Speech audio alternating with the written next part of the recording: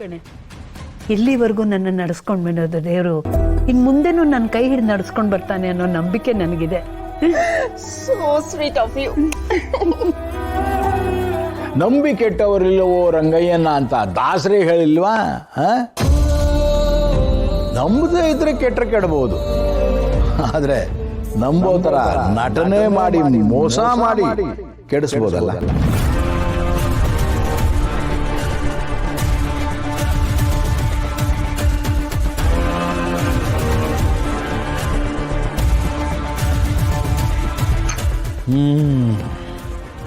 Coffee ಬಂತಲ್ಲ, ಇನ್ನು ಸಿಹಿ ಸುದ್ದಿ ಹೇಳಬಹುದು. ಅಮ್ಮ, ಕೆರೆ ಹತ್ರ ನಮ್ದೊಂದು ತೋಟದ ಮನೆ ಇದೆಯಲ್ಲ, ಅದರ ಪಕ್ಕದಲ್ಲೇ ಒಂದು ಪ್ರಾಪರ್ಟಿ ಸೇಲಿಗೆ ಬಂದಿದೆ. ಡಾಕ್ಯುಮೆಂಟ್ಸ್ನೆಲ್ಲ ಚೆಕ್ ಮಾಡಿ ರೆಡಿ ಮಾಡಿಟ್ಟಿದ್ದೀನಿ. ಅದನ್ನ ಕರ್ಣ ಮತ್ತು ನಿತ್ಯಗೆ ಗಿಫ್ಟ್ ಕೊಡೋಣ ಅಂತ. ಏನಂತೀಯ ಮಲ್ತಿ?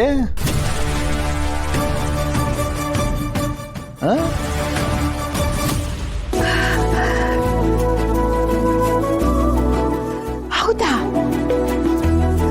ಓ, ಎಂತ ಒಳ್ಳೆ ಸುದ್ದಿ ಹೇಳಿದೆ. ಈಗ ನಾನ್ ನಿನ್ ಬಾಯಿನ ಸಿಹಿ ಮಾಡ್ಬೇಕು. ಅಷ್ಟೊಂದು ದೊಡ್ಡ ಗಿಫ್ಟಾ? ಇದೆಲ್ಲ ಏನೂ ಅಲ್ಲ ಶಾಂತಮ್ಮ, ಇಷ್ಟಕ್ಕೆ ಮುಗಿಸ್ಬಿಡ್ತಿದ್ದೀನಲ್ಲ ಅಂತ ನಂಗೆ ತುಂಬಾ ಬೇಜಾರಾಗ್ತಾ ಇದೆ.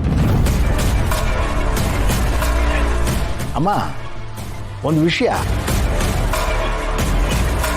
ಕರ್ಣ ನಿತ್ಯದು ಮ್ಯಾರೇಜ್ ಸರ್ಟಿಫಿಕೇಟ್ ಏನಾದ್ರು ಮಾಡಿಸಿದ್ದೀರಾ?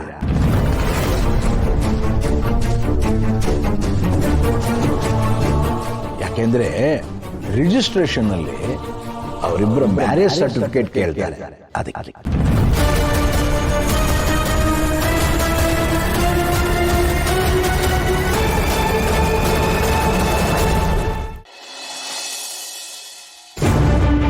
ಓ ಮೈ ಗಾಡ್, ಎಂತ ಕೆಲಸ ಆಯ್ತು ನೋಡು. ಈ ಗಡಿಬಿಡಿಲಿ ನಾವು ಮ್ಯಾರೇಜ್ ಸರ್ಟಿಫಿಕೇಟ್ ಮಾಡೋದನ್ನೇ ಮರ್ತ್ಬಿಟ್ವಿ.